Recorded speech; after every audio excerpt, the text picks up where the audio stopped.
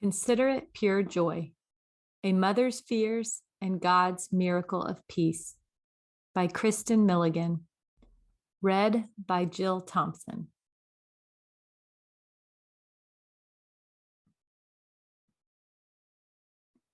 Consider it pure joy, my brothers, whenever you face trials of many kinds, because you know that the testing of your faith develops perseverance. Perseverance must finish its work so that you may be mature and complete, not lacking anything. James 1:2-4. Dedication. Dedicated to Derek, my one true love and my best friend, always and forever. To Ashley, my gentle spirit, your eyes shine with the light of Jesus, and you have become the most beautiful flower in the garden. Your humble leadership will present challenges, but you will overcome as your ears are always open to the Lord. To Luke, my tender-hearted warrior, like your dad, your strength and courage have always made me feel safe and cherished. You will grow into a man of great character and compassion, and with God's leading, your impact on the world will be colossal. To Rebecca, my laughter and delight, God has gifted you with both passion and purpose.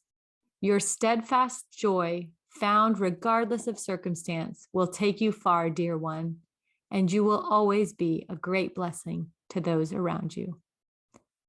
I am overwhelmed with thankfulness for each of you.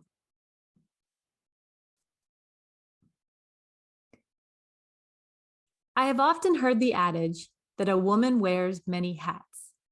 Since my birth, I have been a daughter, a sister, a granddaughter, a cousin, a niece.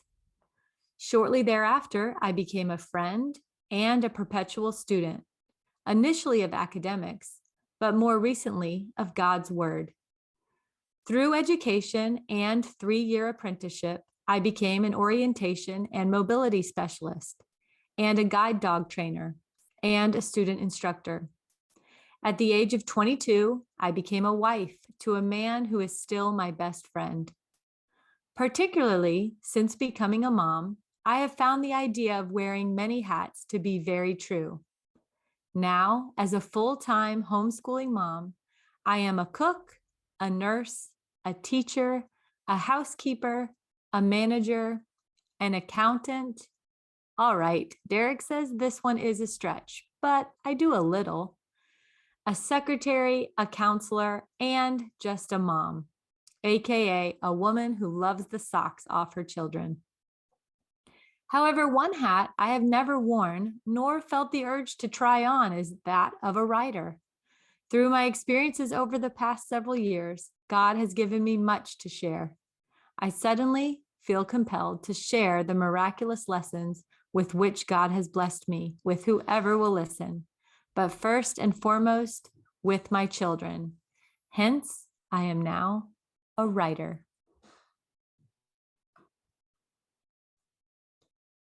Chapter 1. Happy birthday.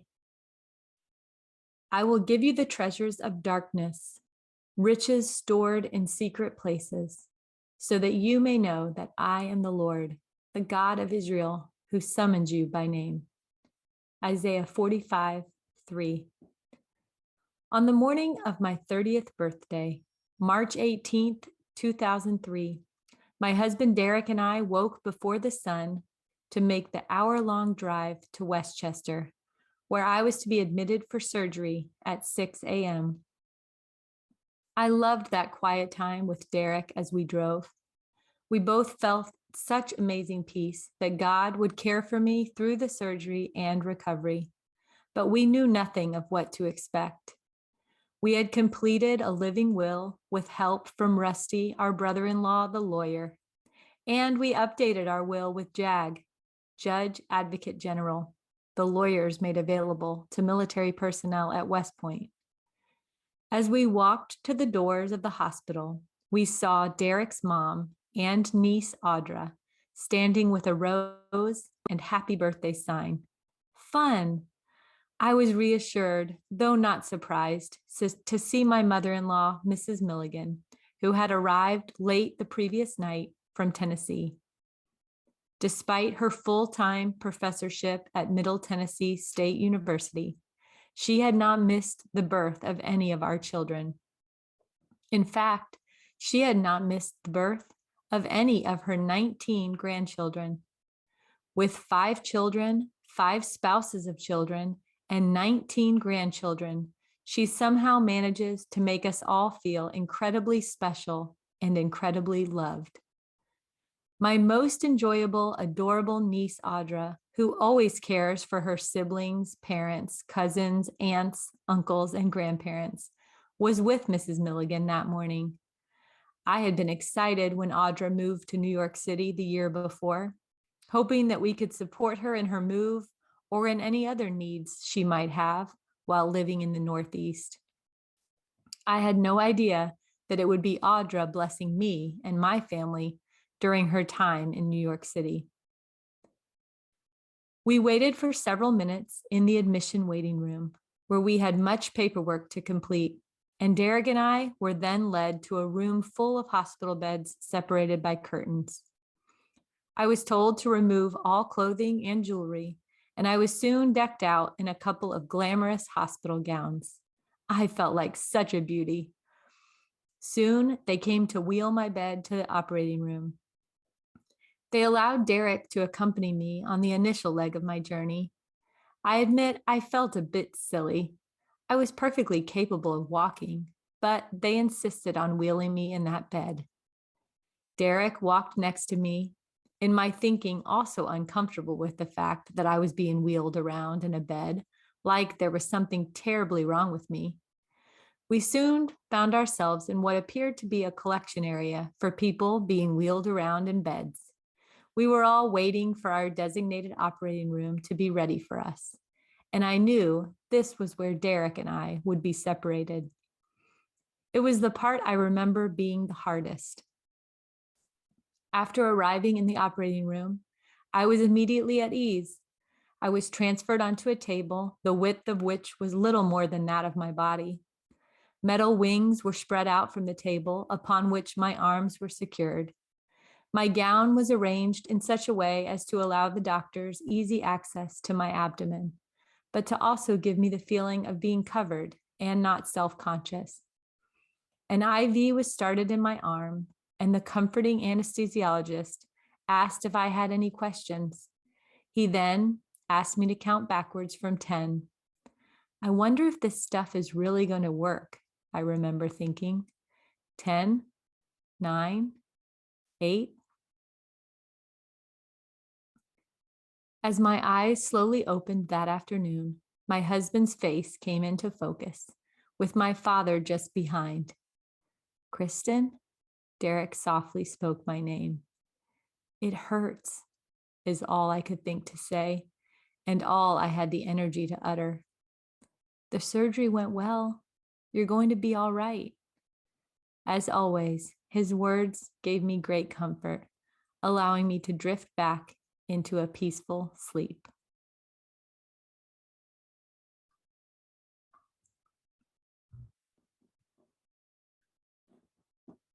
Chapter 2.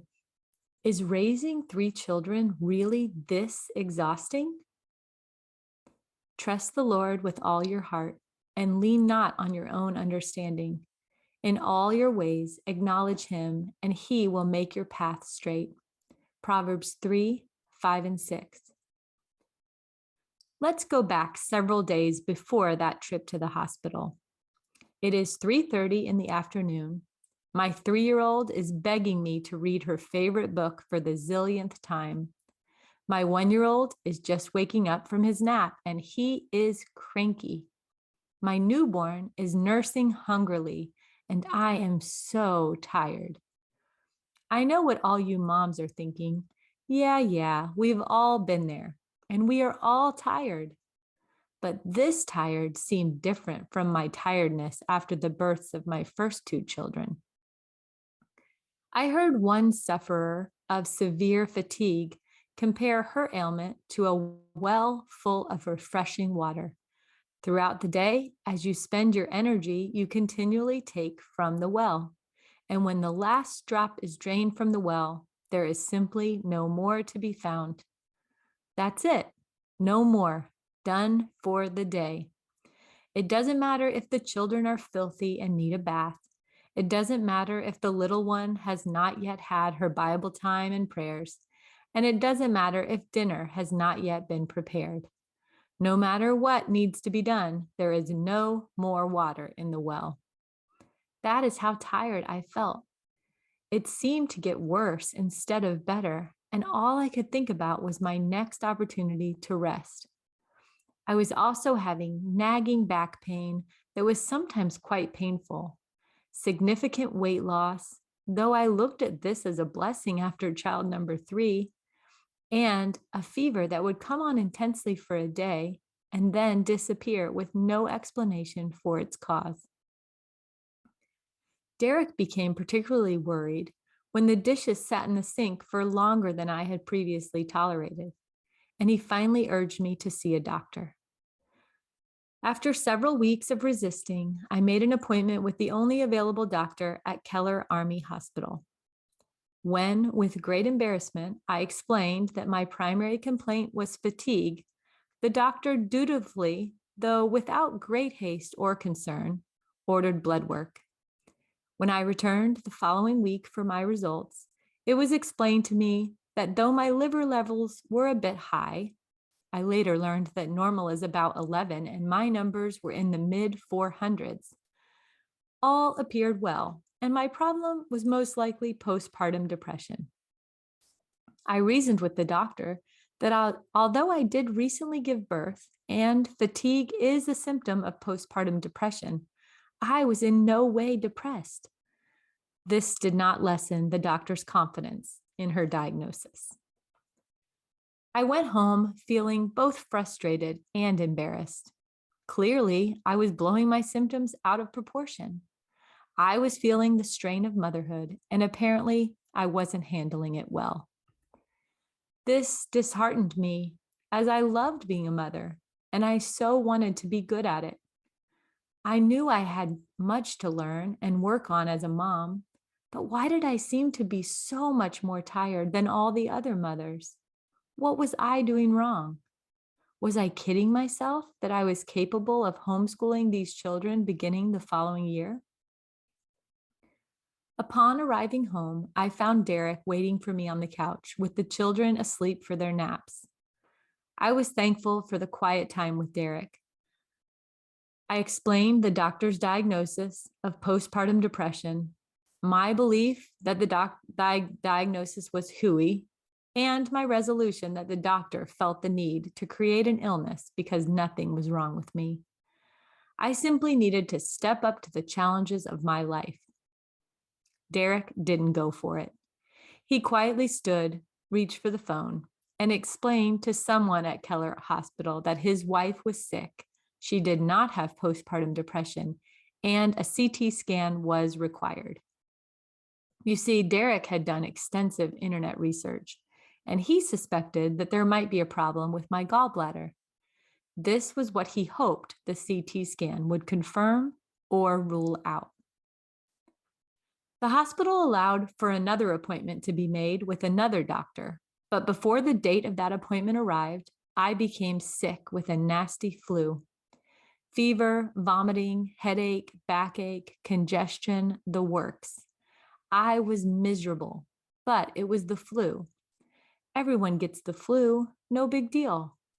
However, my husband thought this was our chance to get the attention of the doctors, and he insisted I go to the emergency room.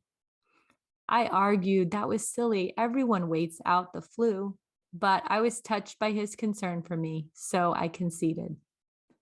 Surprisingly, I was not turned away at the door. I met a nice doctor with a thick British accent who not only listened to and considered my current symptoms, but considered the symptoms that I had been experiencing the past few months as well. You can imagine my shock when he suggested a CT scan and when he suggested that we expect the worst. Was the worst a malfunctioning gallbladder? It seemed Derek and I had won our battle, and my task was now to go and eliminate the possibility of problems with my gallbladder. The next morning, I went to Keller Hospital for my scan. I admit it was difficult as I was still nauseous and I was required to drink a barium mixture supposedly disguised in Crystal Light lemonade. I cannot drink Crystal Light to this day. When it was done, I went straight home feeling productive and finished. I was to return the following week for my results. Upon walking into my home, I again found Derek waiting for me on the couch and the children asleep. I told him about the awful drink, and I was just about to tell him about the scan tube and how it works. He loves the mechanics of that stuff. When the phone rang, it was the hospital. I must pause from my story to give all readers a warning based on my experiences. If you ever have a medical test and the hospital calls you within an hour, it is not good news. Hospital personnel do not feel the need to pick up the phone and immediately call us to let us know that our scans are clean and tests are negative, which was not the case in our situation.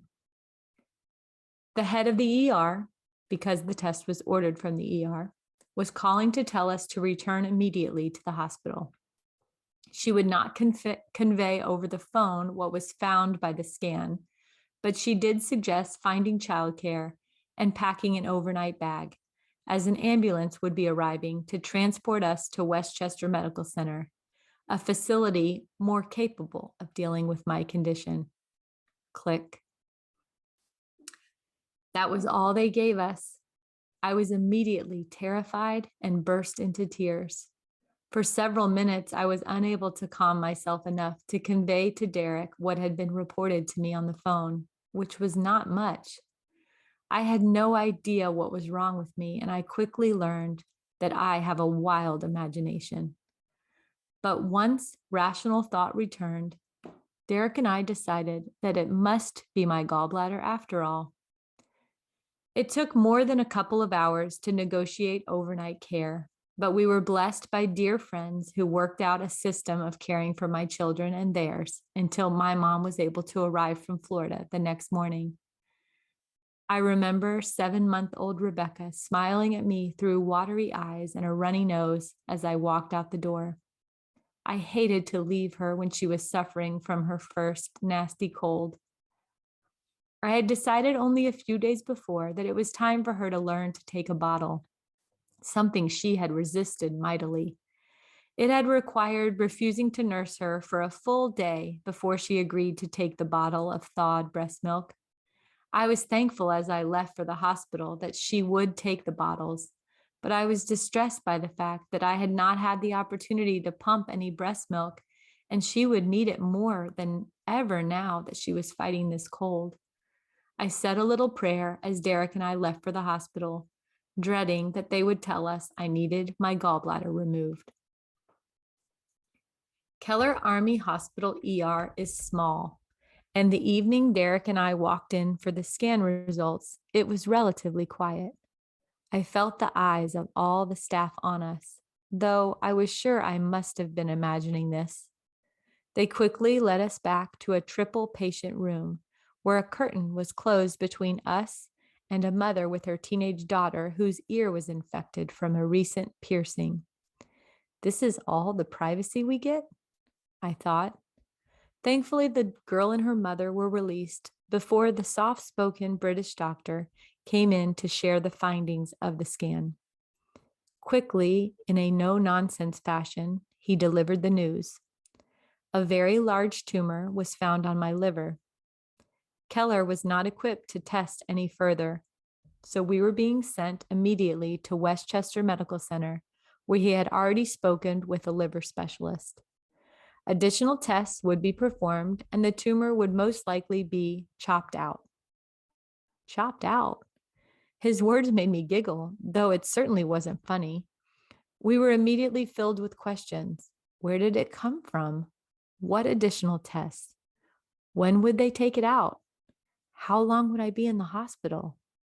Could it be cancer? The ER doctor, who I later realized was making educated guesses as he tried to answer our questions, assured us it would not be cancer, suggested the tumor was probably caused by the birth control pills I had taken prior to my first pregnancy, suggested I could be in the hospital for 3 weeks, and acknowledged that any further questions would be better addressed to the surgeon at Westchester Medical Center. We were then given directions to the hospital. Apparently, the ambulance would not be needed, and told that we were expected immediately. As we traveled the hour drive to Westchester, we called our family asking for prayer.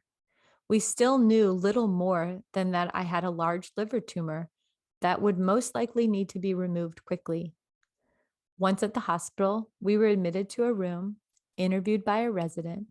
I was hooked up to an IV, blood tests were taken, and a chest x-ray was performed, all without removing me from my bed. We then waited for our late night meeting with the surgeon. It was suggested by the resident that a biopsy would most likely be required before surgery was scheduled, and it was our understanding that that test would be performed in the morning. Dr. Marcello Facciuto, a doctor not more than a few years older than us, surprised us with his shaky English and his humble manner. Yet his confidence in what he did was reassuring. He did not feel a biopsy was necessary as the tumor was quite large, 14.5 centimeters, and was pressing on my stomach, so it would have to be removed regardless.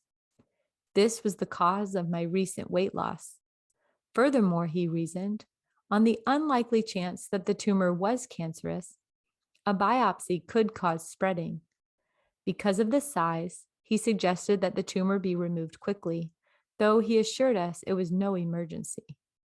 We asked when he would suggest, and he replied, "I am available next Tuesday." So that was it. Major liver surgery scheduled.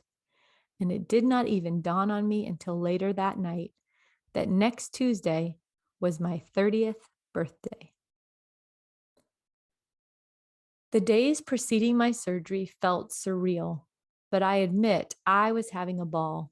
My mom arrived at my home on Saturday morning and relieved my friends of childcare duty before Derek and I even returned from the initial testing that first night at the hospital. Though I did not attend church the following day, Derek went and asked for prayers from our congregation.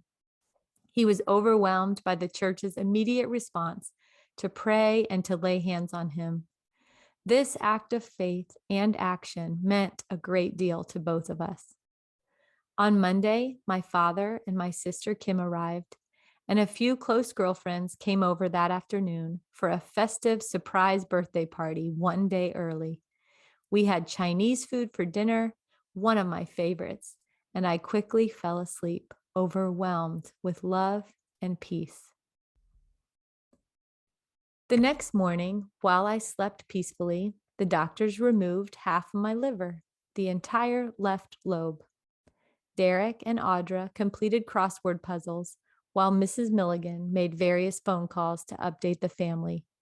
My dad and Kim tried to read, and my mom stayed home to care for our 3 precious babies. Undoubtedly, the time was easiest for me.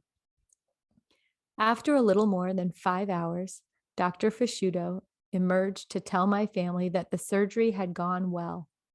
A blood transfusion had not been necessary, something that had concerned us beforehand, and adequate margins had been removed.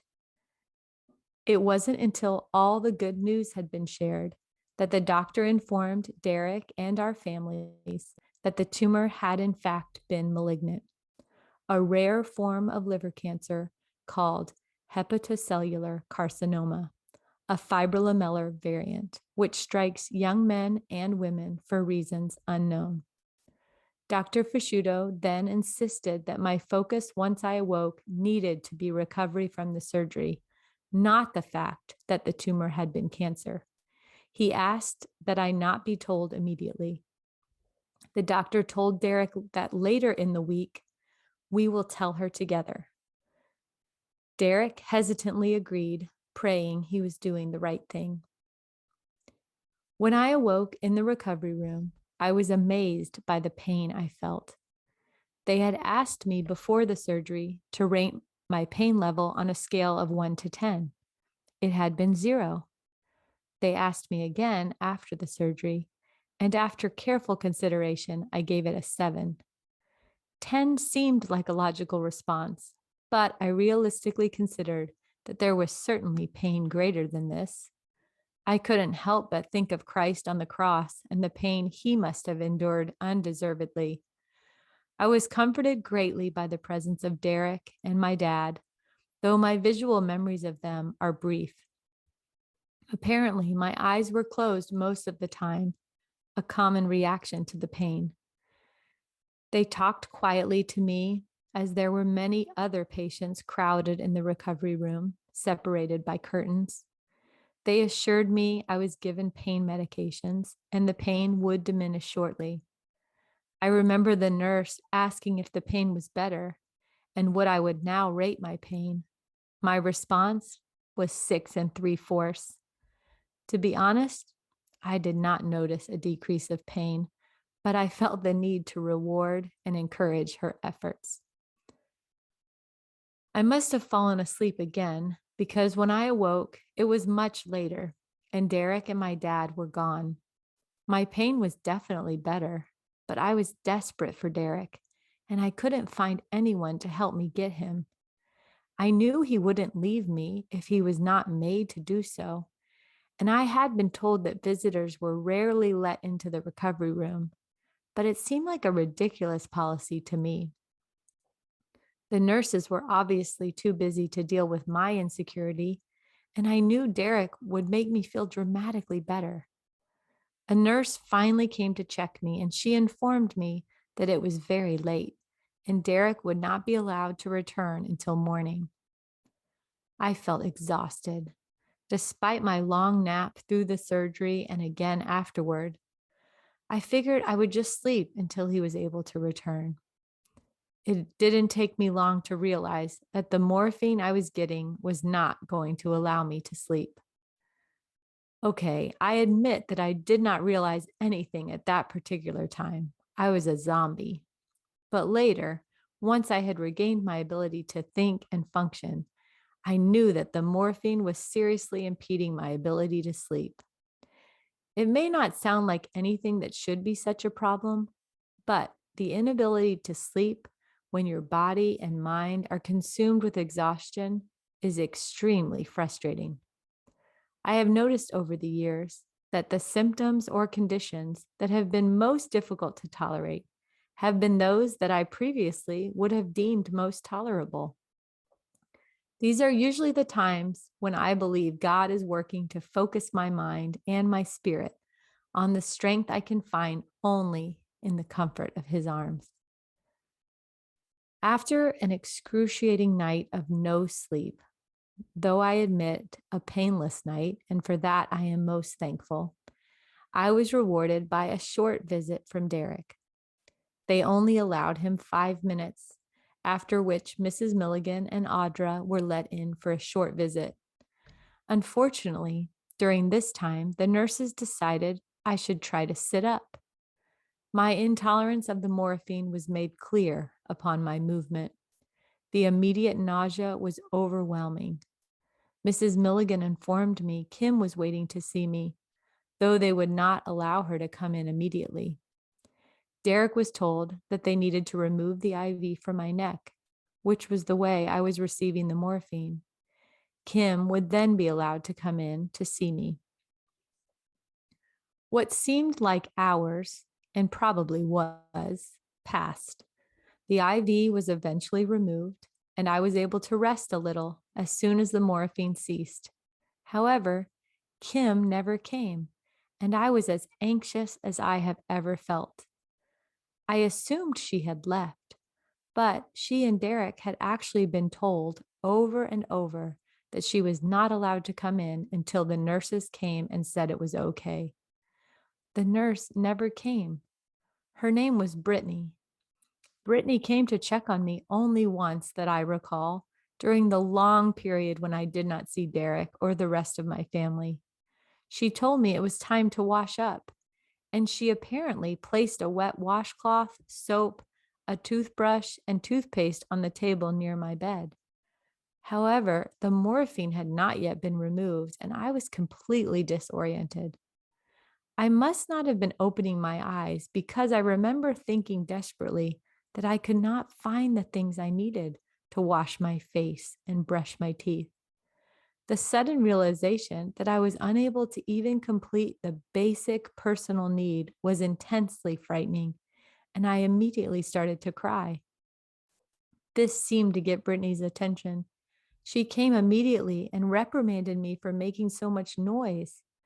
There was, after all, people here recovering from major surgery. She then asked, with what I remember as great frustration in her voice, why I had not yet washed my face and brushed my teeth. Now, in all fairness, I admit that my memories are fuzzy, and the morphine was making me more than a little loopy. I may be remembering the details as darker than they actually were, but my feelings of fear and anxiety were intense and quite real. Soon after my ordeal with Brittany, Kim appeared. Brittany had never gone to get my sister, who had been waiting with Derek for hours, but Kim finally took it upon herself to get to me.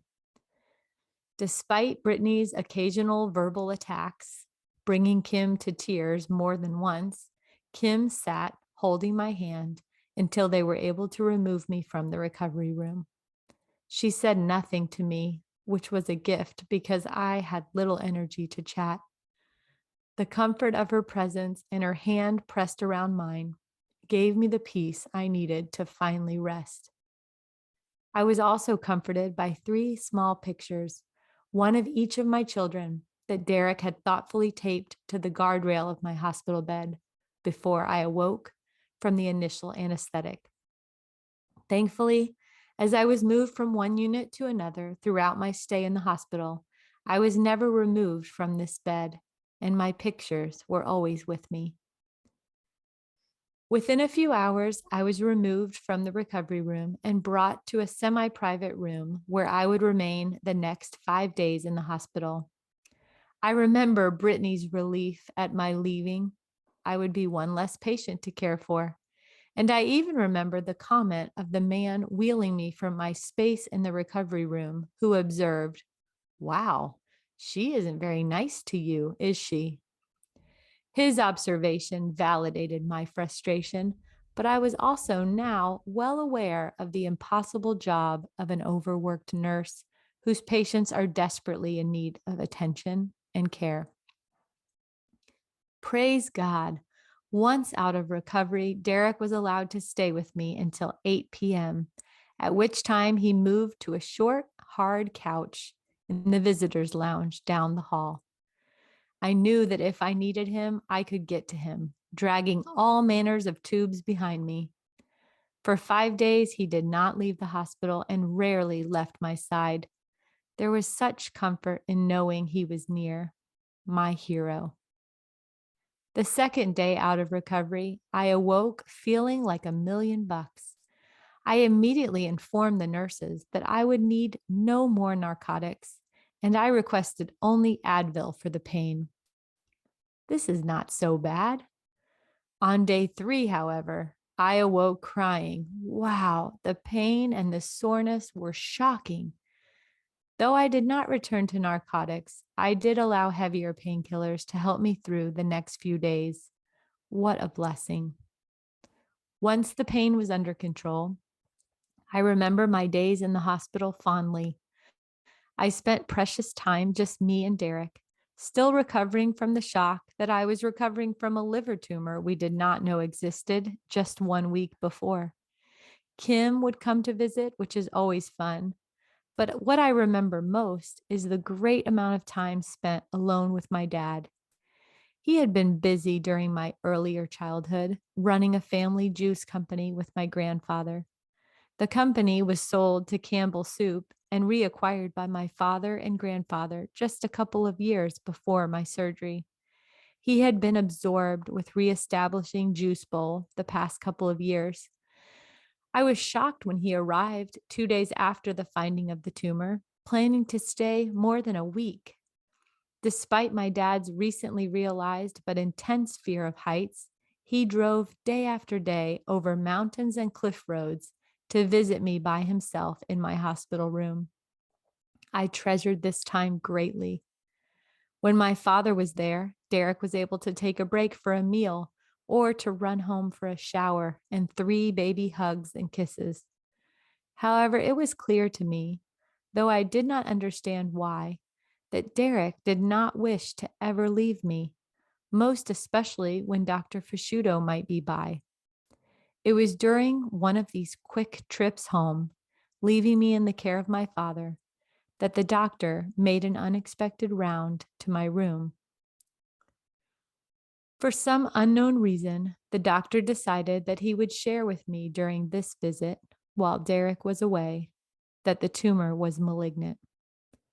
I was shocked, to say the least. I felt as though the wind had been knocked out of me, and I immediately felt hot tears running down my face. I wish I were one of those gifted people who can speak through their tears, but my tears bind me to silence and often make me feel foolish. This was one of those times. I wanted to show strength and faith in this life-changing moment, and all I felt was weak and broken. I was fearful that Derek was not there, but I was immeasurably thankful for the presence of my dad. Who better to have than your father as your life seems irrevocably different and desperately frightening? He held me, he comforted me, and then he knew to call Derek without me even having to ask. Derek was in the car, headed home for a shower. He immediately turned back, and by the time he arrived in the hospital room, I was calm and no longer afraid. Dr. Fasciuto had told me that if a person was to have liver cancer, this was the best type of cancer to have. It was slow growing, and he had removed all that there was. He assured me that the cancer was gone and that I was cured. Cured before I even knew I had cancer. So really, my situation was no different than it had been the hour before. The tumor was gone, and I was cancer-free. I'm not sure Derek has ever convinced himself that his decision not to tell me immediately about the cancer was the right one. But I have always loved that while he hated to keep something from me, he was willing to do whatever it took to care for me in the best possible way. I was also touched by something Derek shared with me that had happened while I was in the recovery room. As he and my dad were walking to the cafeteria together to get something to eat, they ran into 2 friends of Derek's from work who had been performing taps for a veteran's funeral at the cemetery nearby and had spontaneously come to the hospital to check on me and Derek. Although it was not a good time to see me, one of Derek's friends asked if they could pray for me. So powerful to me is the image of these 4 men, including my father, circling together and praying for me in the lobby of Westchester Hospital.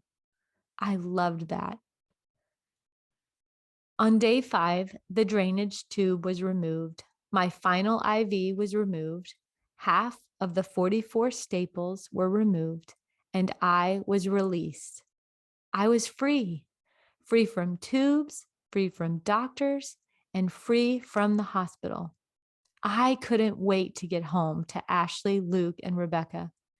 My mom had brought them for a short time to the visitors' lounge a couple of days before, but I was itching to get home where I could snuggle, read, and giggle with them again. The ride home was a bit bumpy, though Derek drove extremely carefully, but I was rewarded by 2 precious children running through the backyard to greet me. My excitement to see them immediately turned to fear as I held my incredibly sore abdomen and watched them barreling towards me with no understanding of my pain. Derek, of course, stepped between me and them, scooped them both up, and brought them to me to lean over and give me gentle loving. He explained to them my pain and my limitations for the next 6 weeks. I could not hold the baby, my greatest struggle. I could lift nothing. I could not drive, and I needed lots of rest. Ashley and Luke promised to be careful and to help me whenever possible. And little baby Rebecca smiled a smile I was sure was more medicinal than anything I had received in the hospital. I was heartbroken that our precious time of nursing was cut short, and I would not be able to lift Rebecca for what felt like an eternity.